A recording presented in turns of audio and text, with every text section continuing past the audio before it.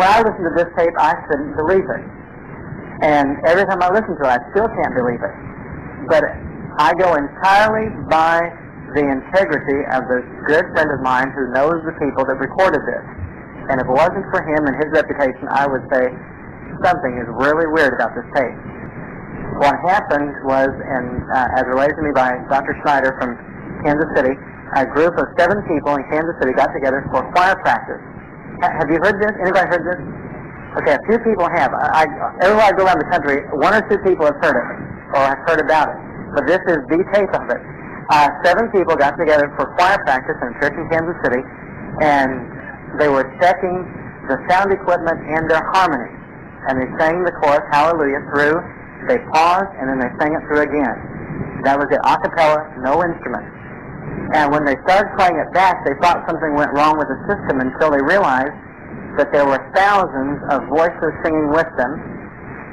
There was a harp, bass guitar, trumpets, all sorts of things in there. And then during the time that they had paused, there's a solo,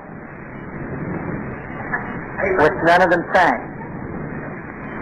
To complicate matters, one of the men that was singing with them a few months later went down to Haiti on a missions trip, and when he was down there, the group, the church they were ministering at, the song leader was leading them in the Hallelujah chorus, and during the middle of it, he started singing this chorus, or the verse that's found on this tape. And he went up to the song director afterwards, who didn't speak any English, and asked him where he got the words to that verse that he sang. And he said, I didn't sing a verse. How can you explain it? You can't. But I have a friend in Lubbock, Texas. I'll be with him next week, and he's a music professor. And he listened to this tape, and he said, Claude, there are voices on there that are higher than the human vocal range can go. And they are sustained for a longer time than what the human voice can sustain one note with that much clarity. And so there's no other explanation for it except